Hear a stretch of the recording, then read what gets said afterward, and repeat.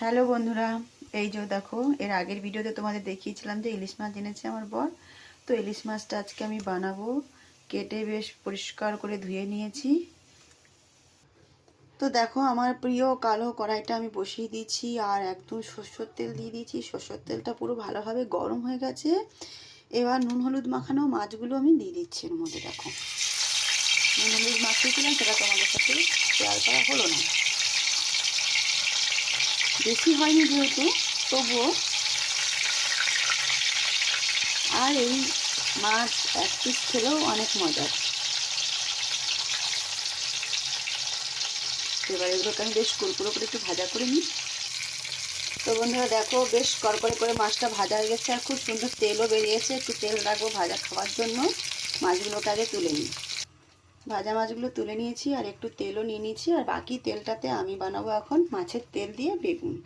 তো কাটা বেগুনগুলো, পেঁয়াজগুলো সব একসাথে দিয়ে দিচ্ছি। মোটা মোটা করে পেঁয়াজ কেটেছি, বেশ ভালো লাগে খেতে। আর এটা হবে একদম ঝাল ঝাল। সাথেই দিয়ে দিলাম হলুদ গুঁড়ো, স্বাদ অনুসার লবণ, আর দিয়ে দিলাম মাছের তেলটা, হ্যাঁ। এবার ভালো করে মিক্স করে নিই। লঙ্কাটা আমি এখন দিলাম না, লঙ্কাটা আমি পরে দেবো। কেননা এখান থেকে আমি ননদকে একটু তরকারি পাঠাবো, ও আবার ঝাল খায় না। তো আলাদা আলাদা করবো, সেই জন্য আমি একসাথে করে লঙ্কাটা পরে দেবো। এবার দেখো, বেশ কিছু কাঁচা লঙ্কা দিয়ে দিচ্ছি, একদম ঝাল ঝাল হবে। দেখো, মশলাটা বেশ ভালোভাবে কষানো হয়ে গেছে আর খুব সুন্দর তেল ছেড়ে দিয়েছে। এবার আমি এর মধ্যে ঝোলের পরিমাণ মতো জল দিয়ে দেবো।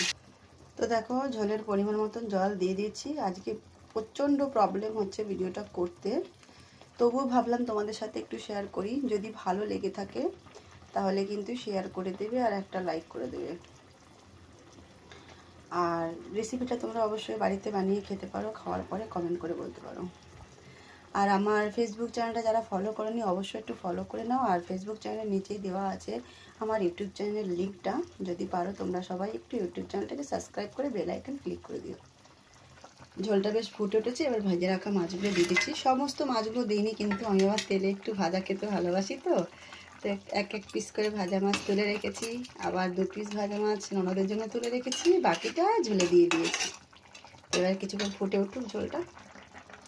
তো দেখো, বেশ ভালো করে মাছের ঝোলটা ফুটে উঠেছে। এবার ওপর দিয়ে আমি দিয়ে দিচ্ছি একটু সরষের তেল, যা দারুণ লাগবে না খেতে। দেখো, ইলিশ মাছ মানেই সরষের তেল দিয়ে একটু নাড়িয়ে দিই।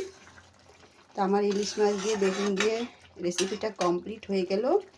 টমেটোটা একটু আমি কাঁচা কাঁচা রেখেছি, খেতে ভালো লাগবে। তোমরা অবশ্যই বলবে কিন্তু আমার ভিডিওটা কেমন লাগলো। আর যদি ভালো লাগে একটা লাইক একটা শেয়ার অবশ্যই করে দিও। Tata, bye bye. আবার দেখা হবে নতুন ভিডিওর সাথে।